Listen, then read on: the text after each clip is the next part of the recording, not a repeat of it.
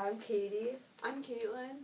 I'm Lauren. And we are doing a book discussion on the book Freakonomics. Okay. We're going to start with the first question in the planning sheet review guide, the discussion director. Question number 1. How did it feel to realize teachers cheat? Well, it was interesting to me because teachers are supposed to be the people that they are molding our minds and we're supposed to trust them the most. But it was interesting to see that some of them really don't care and they just want to get the money. Mm-hmm. Question number 2. Do you trust real estate agents now or no? I know that they keep secrets and stuff it's what it says in the book, but I also I would still use them because I don't know how to sell houses. Question number 3. How do you feel about the crime drop being linked to abortion being legalized? That was really interesting to me because you would never connect that, and I've never seen anyone connect that before, but it made a lot of sense, and they had statistics and stuff to back it up, so it must be partially true. How big of a part do you think parents play in their child's lives? I think parents are very important in a child's life. Yeah, I agree. I know they had facts and stuff to back up what they were saying in the book, because they were kind of saying that genes had more to do with it and not what the parent does, but I think that whatever the parent does to the kid is going to affect them. Mm-hmm. Question number 5. What would you think about when naming a child? I wouldn't look at a list of names and pick a child's name. I would just pick a name that came to my head, and I don't think the list in the book it might be accurate, but I don't think it says a lot about a person. Do you think a list would influence you more? Maybe a list of names overall, but not a list of specific names for a specific reason. I agree. Okay. On to the passage presenter.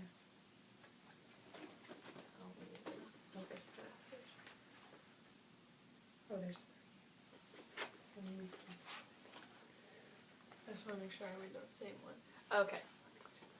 So this passage is, I won't read the whole thing, but it's about incentives. So there are 3 basic flavors of incentive: economic, social, and moral.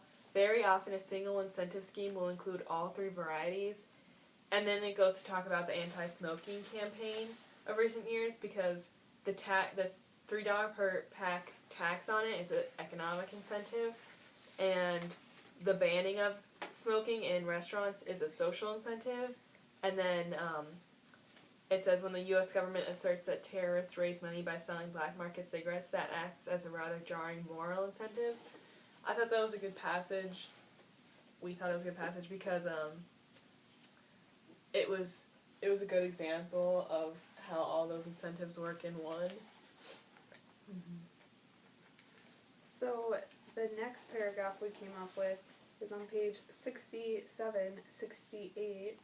Armed with information, experts can exert a gigantic, if unspoken, language. Fear. Fear that your children will find you dead on the bathroom floor of a heart attack if you do not have angioplasty surgery. Fear that a cheap casket will expose your grandmother to a terrible underground fate. Fear that a $25,000 car will crumple like a toy in an accident, whereas a $50,000 car will wrap your loved ones in a cocoon of impregnable steel. The fear created by commercial experts may not quite rival the fear created by terrorists like the Ku Klux Klan, but the principle is the same. So this paragraph is about how the universal feeling of people, no matter what situation you're in, is fear, and that you don't have to be you don't have to be fearful of something such as the Ku Klux Klan. You could be fearful of anything, and fear drives people to make decisions based on that. And it's not always true, because I just got in a car accident, and my car was only $4,000, and I the car was totaled, but I walked out with without a scratch. So just the amount in the car doesn't really affect, doesn't necessarily affect. So that's Relatable. yeah. Okay. For passage number 3, it was found on page 183. I sent her out of the courtroom so I could talk to her mother about why she named her daughter Temptress. The judge later recalled she said she was watching The Cosby Show and liked the young actress. I told her the actress's name was actually Tempest Belso. She said she found that out later, that they had misspelled the name. I asked her if she knew what temptress meant, and she said she also found that out at some later points. Her daughter was charged with ungovernable behavior, which included bringing men into the home while the mother was at work. I asked the mother if she had ever thought the daughter was living out her name. Most all of this went completely over her head. Was temptress actually living out her name, as Judge Dugan saw it, or would she have wound up in trouble even if her mother had called her Chastity?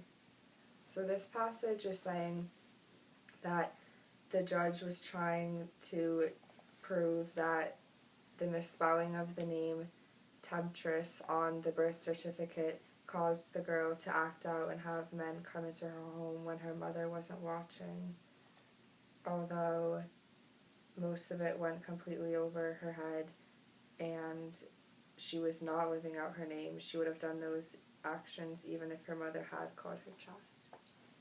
Right. So next we're going to discuss some of the words that we found interesting in the passage.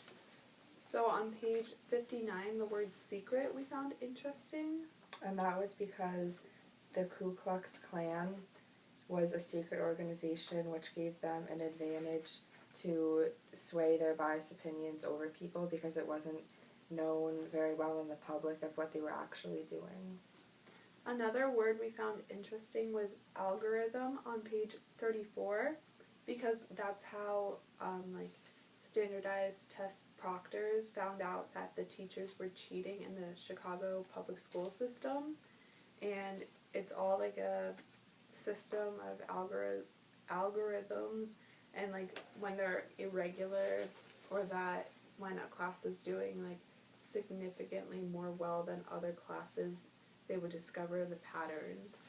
And the algorithm is really important because when they showed the test answers, almost no one would have picked up on it if not for the algorithm.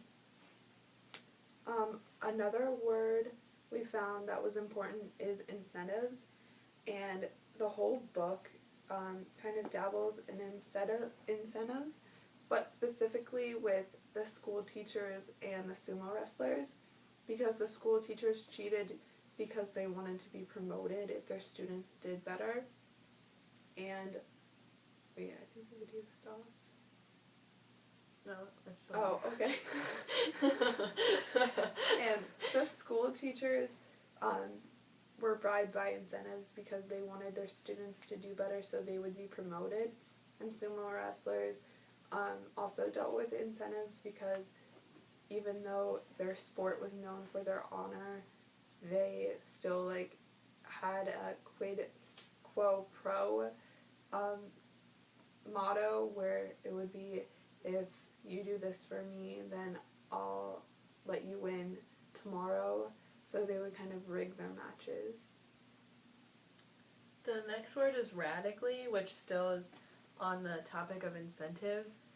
It says high-stakes testing has so radically changed the incentives for teachers. It's just a word that I thought was well-placed because, the teachers, how I was saying that we trust them so much and they're supposed to be, really moral, the incentives are just so good that they can't resist them, and it radically changed them.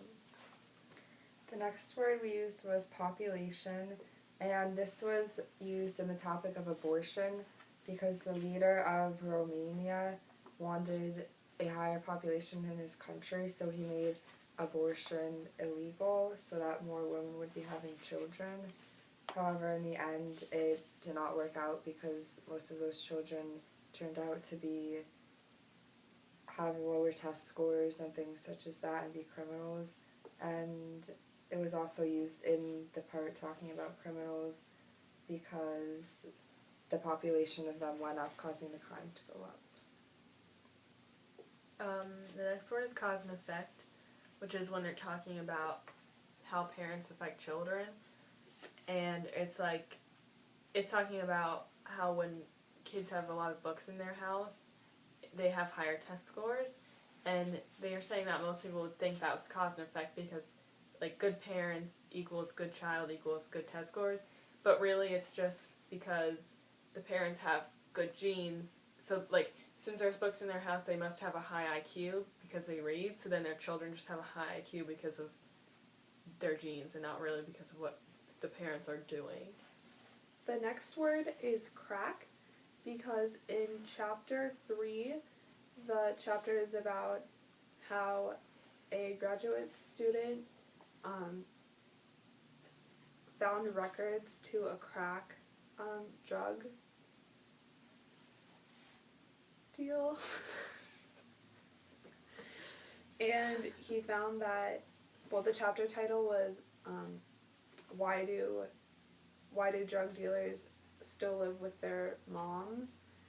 And he found out that drug dealers that are on the streets only make around $3 per hour, but when you make it to the top of the drug food chain, you make over $100,000 per month. And it just goes to show that when people want something so bad, they'll do whatever it takes to get to the top, and that's why so many people risk selling the crack on the streets instead of to hopefully one day become a leader and make that much more money. Her next word was bloodbath, and that was found on page 118 in the chapter entitled Where Have All the Criminals Gone? And the sentence it was used in was, but I used strong terms like bloodbath to get people's attention, and it did. And when they say bloodbath, they're talking about the condition of America during the time period when the crime rate was going up in the 1970s and 80s because of abortion being illegal. And they used terms such as bloodbath to try and get abortion to be legal because they wanted the crime rate to go down. The next word is overbearing on 178. It's again just talking about what role parents play, and a lot of people see overbearing parents as parents that are doing the best at their job of parenting, but this book shows it's not necessarily true. It's really more about genes than what the parents are doing at the moment, which I don't know if that's necessarily true, but they had facts, so I don't know. The next section is quotes. Our first quote is, "The white child also made it to Harvard, but soon after, things went badly for him. His name is Ted Kowinski." That was just a really cool part of the book. I was ending, but because we think that it showed that even though the research showed that your childhood and stuff will affect you for the rest of your life, it's not necessarily always going to be like that, because they followed a African American kid and a white kid, and the white kid went off to Harvard, but this guy actually ended up killing people, and he was an awful person, and the African American kid became a really famous economist who his facts were in this book, so that was just a really cool way to end it. The next quote is, "The answer will not be hardening to obsessive parents. In this case, school choice barely mattered at all." It's mattered. Mattered at all. Okay, so this is just a cool quote because I think a lot of times parents are so obsessed with, they're like, we have to put our kids in a good school or they won't succeed, they won't be able to go to college, and they did a whole study and it showed that the school choice didn't even really have any effect on the kids' education. Abortion was in fact the main form of birth control, with 4 abortions for every live birth.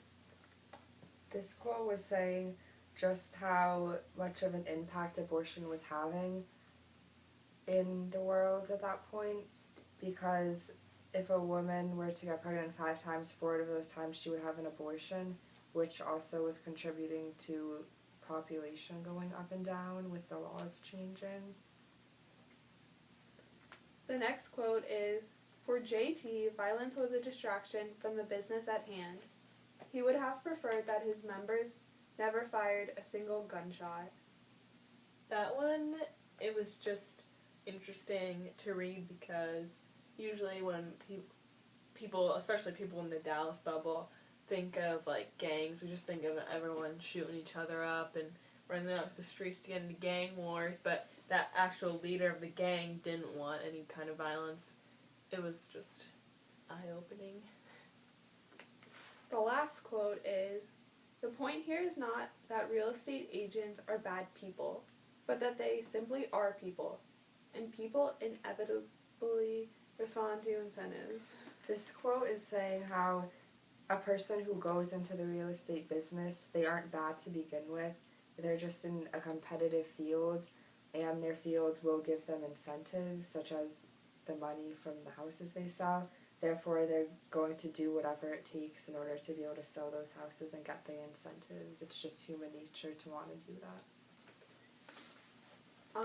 We found this book to be relative to our lives because most people use real estate agents to buy and sell houses.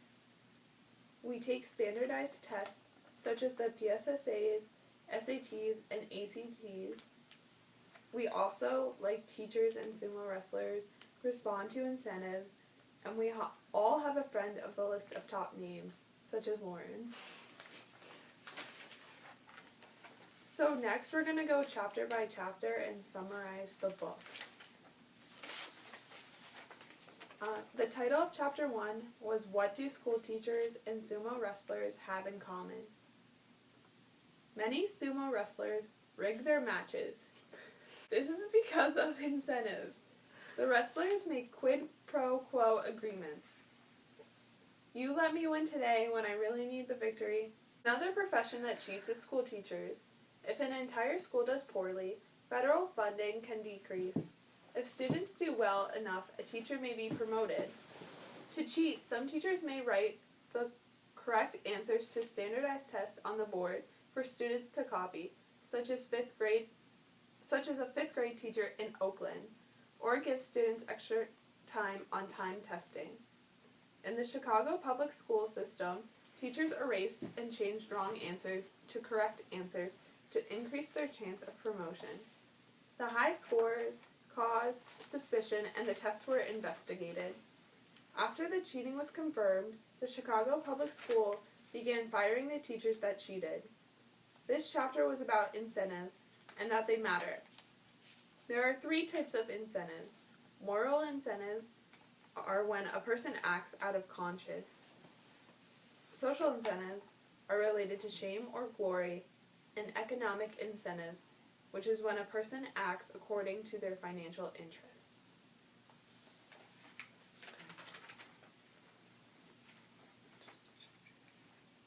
Chapter 3.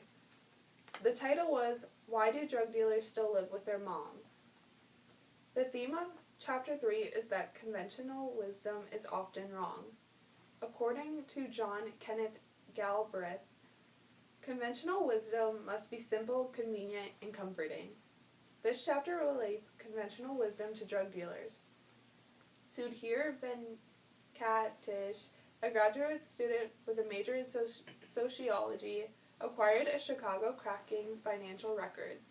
He found crack dealing to be a winner-take-all labor market. The crack dealers competed to become a member of the board of directors. Crack dealers earned a great sum of money, but only if they were a leader. Dealers who sold on the streets only earned about $3 per hour. When there are many people willing to perform a career, the job pays less. This is relatable to the drug market.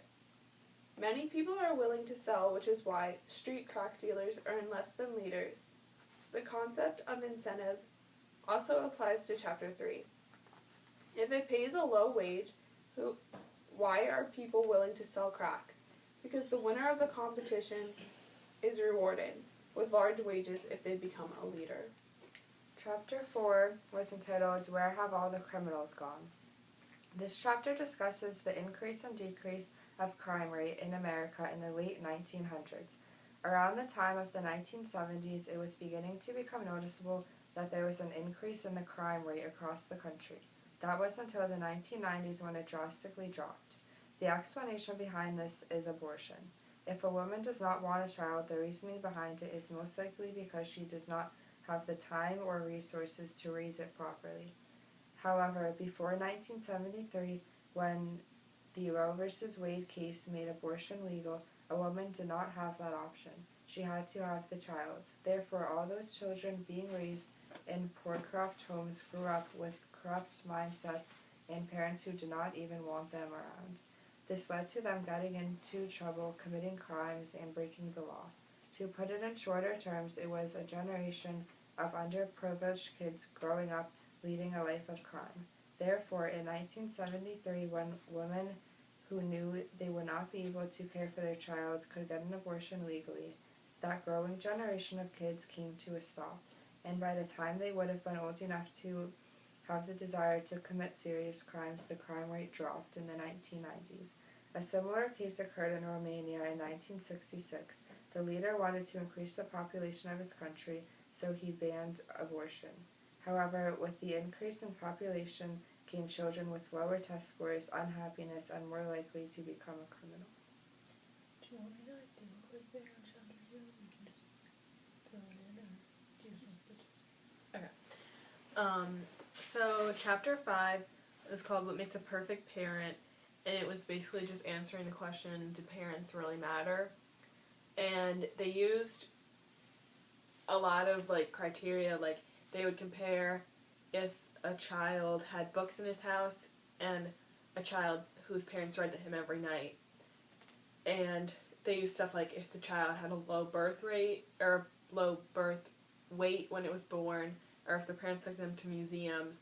And basically what all that information came down to is that the parents' biggest effect on their child was the genes that they had, not really what parenting they did to them. The kids with more books in their house tested higher than the kids whose parents read to them every night because their parents had a higher IQ, so they passed that higher IQ down.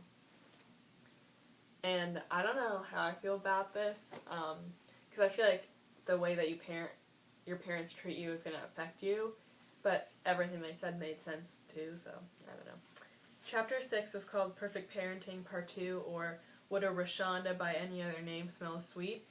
And it was weighing the importance of a parent's first official act, naming the baby.